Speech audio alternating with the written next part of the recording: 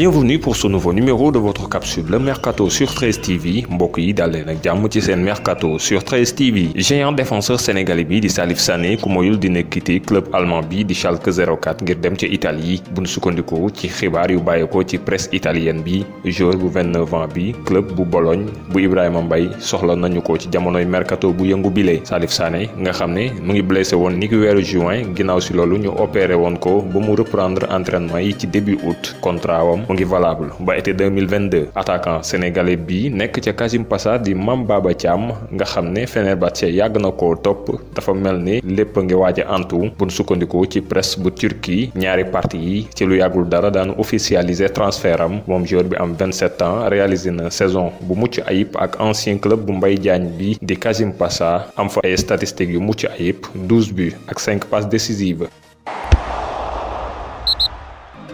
Défenseur lillois bi am 23 ans di Yves Dabila dina renforcer secteur défensif bu kiy jël 10e ci Jupiler League bu Belgique di Royal Mouscron mi nga xam ne léegi club partenaire la ci Lille. Ivoirien bi football 24 match Ligue 1 ak Lillois bi mu eggee Monaco ba léegi ci atum 2017 ak abale gi ñu ko abal dina tax moom mu daal di delluwaat ci championnat belge bi nga xam ne jotoon na fa football niki at bi weesu ginnaaw bañ ko abale woon ca Cercle Bruges foofee nga xam ne football na fa 21 fois titulaire. VfB Stuttgart moom xamle nañu ne Momo Cissé am 17 ans ñëw na fa bàyyeekoo ca Havre Ligue 2 joueur franco-guinéen bi dina fa takk numéro 29.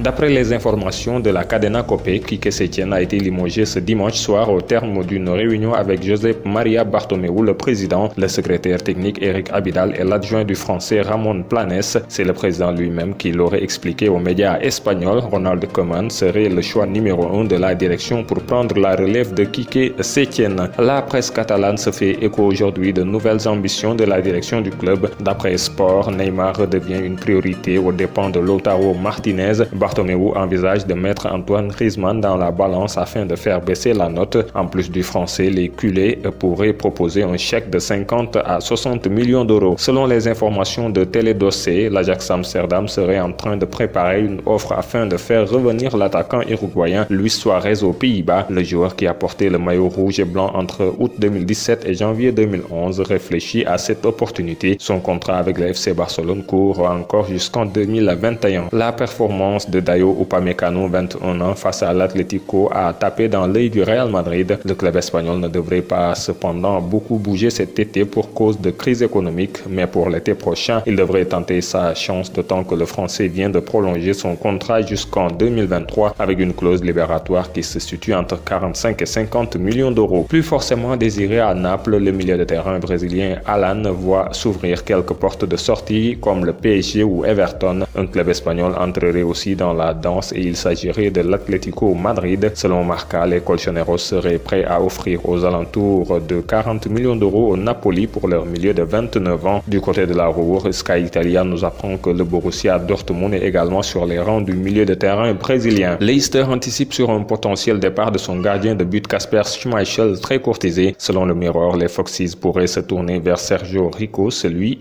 qui est prêté au PSG par les FC Séville, pourrait faire ses valises, son avenir étant bouché par Keylor Navas dans la cage parisienne. La Lazio, Galatasaray et Schalke 04 sont aussi sur le dossier qui devrait peser 10 millions d'euros pour le gardien dont le contrat se termine en 2021. L'ancien gardien de Manchester City, Joe Hart, va s'engager avec Tottenham selon plusieurs médias anglais. L'international anglais arrivera aux Spurs libre après son départ de Burnley il y a quelques semaines et dans un rôle de doublure d'Hugo Lloris. Hart signera un contrat de 2 ans plus une année en option. Éliminé par l'OL en Ligue des Champions, la Juventus songerait encore à Alexandre Lacazette pour prendre la suite de Gonzalo Higuaín en attaque. Le Français d'Arsenal serait la piste privilégiée par Andrea Pirlo selon les informations de Sky Sport. Les autres noms qui reviennent souvent du côté de Turin sont ceux de Raúl Jiménez ou encore Duvan Zapata et Alvaro Morata. Un an après avoir effectué son retour au sein de son club formateur Anderlecht, Vincent Kompany a décidé de mettre fin à sa carrière. Selon les informations de la RTBF, l'ancien défenseur de Manchester City va prendre sa retraite afin de prendre les rênes de l'équipe première à la suite de Frank Vercotteren.